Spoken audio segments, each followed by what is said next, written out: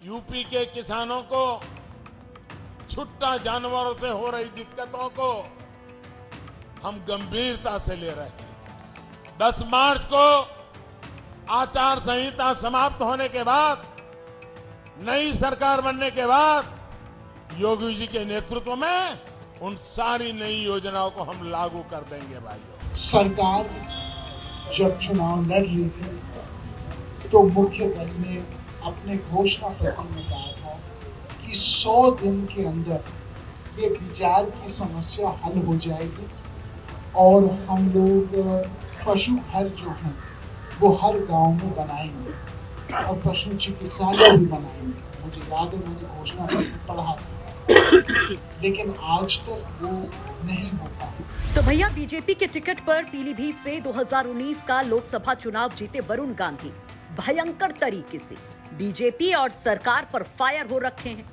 Fire ऐसे कि क्या पीएम मोदी और क्या सीएम योगी किसी को बख्शने के मूड में नजर नहीं आ रहे हैं। इस बार वरुण गांधी ने अन्ना जानवरों और गौशाला के मुद्दे पर सत्ताधारी पार्टी के धागे खोलकर रख दिए हैं।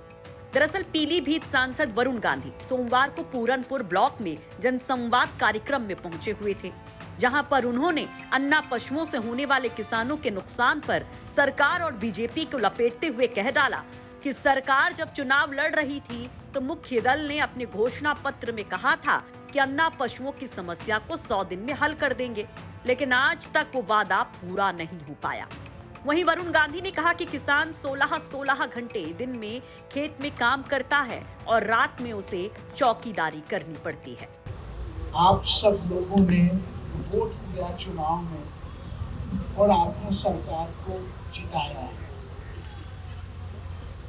सरकार जब चुनाव लड़ रही थी तो मुख्य दल ने अपने घोषणा पत्र में कहा था कि 100 दिन के अंदर ये बिजार की समस्या हल हो जाएगी और हम लोग पशु घर जो हैं वो हर गांव में बनाएंगे और पशु चिकित्सालय भी बनाएंगे।